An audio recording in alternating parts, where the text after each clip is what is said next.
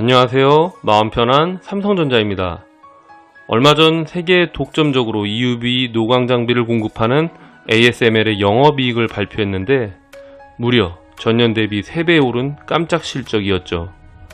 반도체 미세 공장의 핵심인 EUV 노광 장비 확보에서 지난 1분기 삼성전자 등 한국 업체들이 대만 TSMC보다 한 발 앞서 나갔다는 내용입니다. 여러분, 전쟁에서 가장 중요한 게 무엇일까요? 기상, 지형, 전략과 전술, 기동성, 전투기술? 다양한 것들이 있지만 시대를 거쳐오면서 패러다임은 계속 바뀌어 왔습니다. 청동기와 철기 고대에는 무엇보다 단단한 무기와 갑옷이 중요했고 바이킹과 몽골 제국, 나폴레옹은 기동성을 중시한 전략과 전술이 중요했죠. 그리고 2차 세계대전을 발판 삼아 초강대국으로 성장한 패권국인 미국은 보급을 중요하게 생각합니다. 미국으로 인해 현 시대에는 정밀 타격무기 체계를 활용한 화력전과 보급전이 중요하죠.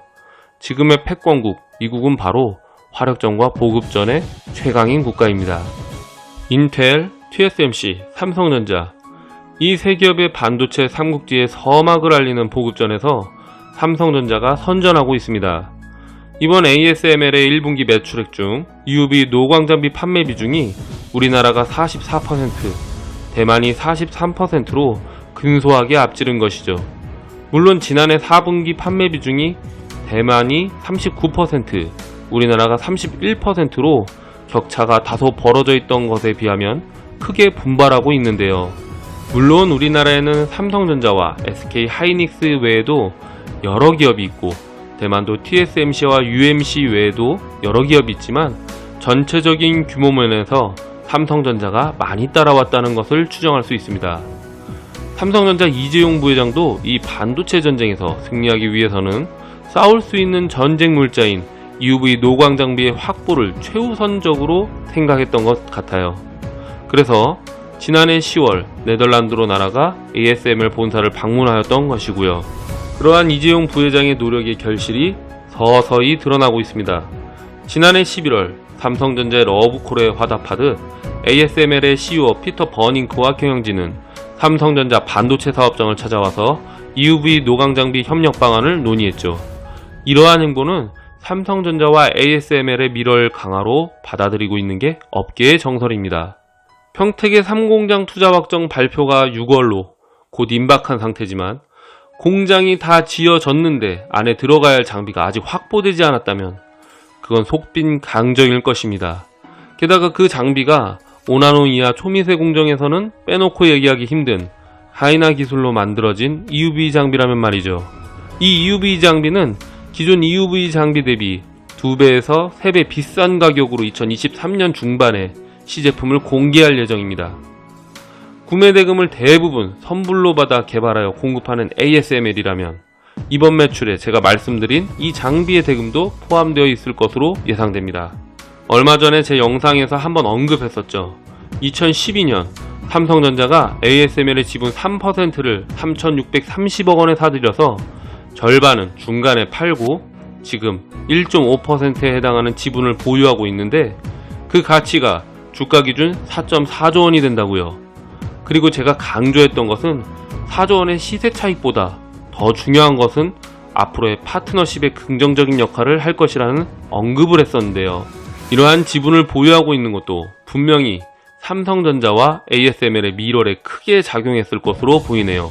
그렇게 미래를 내다보고 세계를 날아다니며 지금의 장비 확보에 모든 것을 걸었던 삼성전자 이재용 부회장은 구속 94일 만에 대장 일부를 절제하고 체중이 8kg나 줄어서 눈에 띄게 수척해진 모습으로 합병 및 회계 부정 첫 공판에 출석했습니다.